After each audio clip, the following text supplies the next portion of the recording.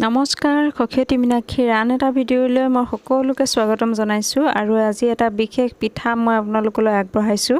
এই পিঠাটো বনাই বহু দিনলৈ ৰাখিব পাৰিব। ইয়াক বিস্কুটৰ নিচিনাকৈ ৰাখি থৈ দিব পাৰিব আৰু চাহৰ সৈতে ধুনীয়াকৈ পৰিৱেশন কৰিব পাৰিব, আলহীকো দিব পাৰিব।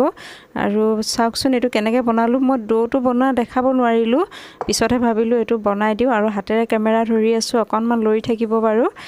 ডোটো বনাওঁতে মই এইখিনি আটাৰে বনাইছোঁ, আপোনালোকে ময়দাৰে বনাব পাৰে, কিন্তু ময়দাটো স্বাস্থ্যৰ পক্ষে হানিকাৰক। এতিয়া মই আটাৰে ব্যৱহাৰ কৰিছোঁ। আটা লৈছোঁ 1 কাপ আৰু আটা লোৱা কাপটোৰে আধা কাপ চুজি দিছোঁ আৰু 1 চামুচৰ আধাতকৈ অলপ কম মই কেইটামান কলা জিৰা তাতে দিছোঁ আৰু ডাঙৰ চামুচেৰে 1 চামুচ ঘি দিছোঁ আৰু সেইখিনি মই ভালকৈ সানি লৈছোঁ আৰু আধা কাপ ইয়াতে চেনি যোগ দিছোঁ। গোটেইখিনি একেলগে ভালকৈ খানি যেতিয়া মুঠা মাৰি এনেকৈ লওঁতে এনেকৈ পিঠা বনাব পৰা নিচিনা হ'ব, তাৰপিছত তেতিয়া মই সেই ডোটো হৈছে বুলি গম পাইছোঁ আৰু তেতিয়াই ইয়াতে অকণমান গাখীৰ গৰম কৰি থোৱা ঠাণ্ডা হোৱা গাখীৰ অলপ যোগ দিছোঁ। গাখীৰ অলপ দি আপোনালোকে এইখিনি সানি দিব। সানি দিওঁতে চাব অতি বেছিকৈ নিদিব, অকণমান টান হৈ থকা নিচিনাকৈ এনেকৈ আটা মৰা দি মাৰি লৈ অকণমান বেলি দিছোঁ আৰু এয়া এটা সাজ এটা আছিলে মোৰ ষ্টাৰৰ আকাৰৰ, সেই সাজটোৰে দিছোঁ কেইটামান বনাই আৰু কেইটামান এনেকৈ বিস্কুটৰ আকাৰ দি এখন কাটা চামুচেৰে ইয়াক লাহেকৈ এনেকৈ দাগ দি দিছোঁ।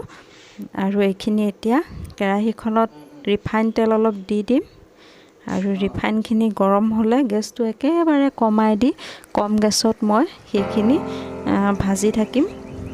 আহকচোন চাই থাকোঁ। এইখিনি বনাই লৈছোঁ এনেকৈ ষ্টাৰ এটা ডিজাইন, যিকোনো ডিজাইন দিব পাৰে, আপোনালোকৰ হাতত যি ডিজাইন থাকে ডিজাইন দি এইখিনি একদম কম জুইত ধুনীয়াকৈ অলপকৈ লৰাই দিব।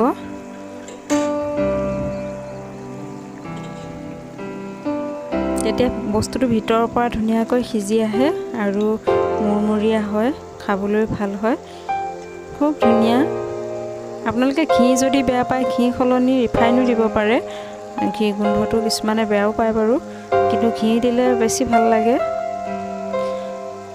ধুনীয়াকৈ এতিয়া সিজিবলৈ অকণমান এৰি দিছোঁ আৰু ভালকৈ অলপ লৰাই ইফাল সিফাল লুটিয়াই দিব। তেতিয়া ধুনীয়াকৈ এনেকুৱা ৰংচোৱা হ'লে আপুনি নমাই দিব বস্তুখিনি।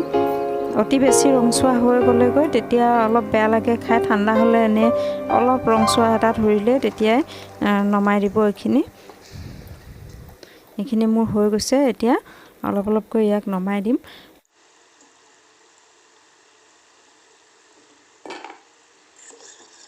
বেছি ৰংচোৱা হৈ গ'লে পিছলৈ খাই বেয়া লাগে, অকণমান ৰং এটা ধৰোঁতে থ'ব লাগে।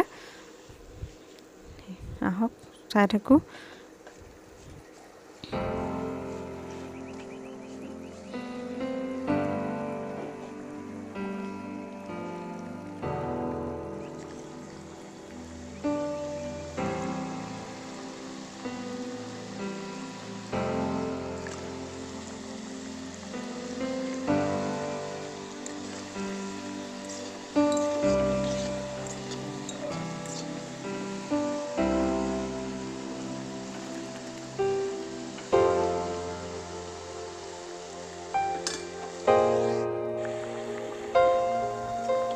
এইখিনি নমাই দিম আৰু এনেকৈ এই বিস্কুটৰ আকাৰত বনোৱা এইখিনিও দি দিছোঁ। এইখিনিও লাহেকৈ এনেকৈ লৰাই দিব, খুব ভালকৈ ভাঙি যাতে নাযায়।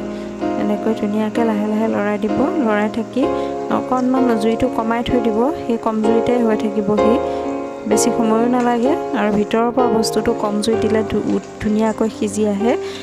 আৰু এয়া চাওক অকণমান ৰংচোৱা হৈছে। এতিয়া মই এইখিনি নমাই দিছোঁ। এনেকৈ বাৰু মই অলপ কমকৈ বনাই আপোনালোকক দেখাইছোঁ। এনেকৈ সৰহকৈ বনাই কিবা পাতিলে হওক বা সৰহকৈ বনাই থৈ দিলে খাই থাকিব পাৰিব। মন গ'লে আকৌ আলহীকো দিব পাৰিব। খুব ধুনীয়া লাগে, ঘৰতে বনোৱা বস্তু, স্বাস্থ্যৰ পক্ষেও ভাল। কেতিয়াবা খাবলৈ মন যায় এনেকৈ দিয়কচোন। এনেকৈ বনাই খাব আপোনালোকে। কেনেকুৱা পালে জনাব ভিডিঅ'টি। আৰু আজিলৈ আহোঁ তেনেহ'লে। শেষলৈ চাই থকাৰ বাবে মোৰ ভিডিঅ'টি সকলোকে ধন্যবাদ জনালোঁ আৰু যদি নতুনকৈ চাইছে ভিডিঅ'বিলাক তেতিয়াহ'লে ছাবস্ক্ৰাইব কৰিব আৰু ভিডিঅ'ৰ তলতে থকা বেল আইকনটি টিপি দিবলৈ নাপাহৰিব। গতিকে আজিলৈ আহোঁ, ভিডিঅ'টি ইমানতে সামৰণি মাৰিছোঁ। হাঁহি থাকক, সুখত থাকক, কুশলে থাকক।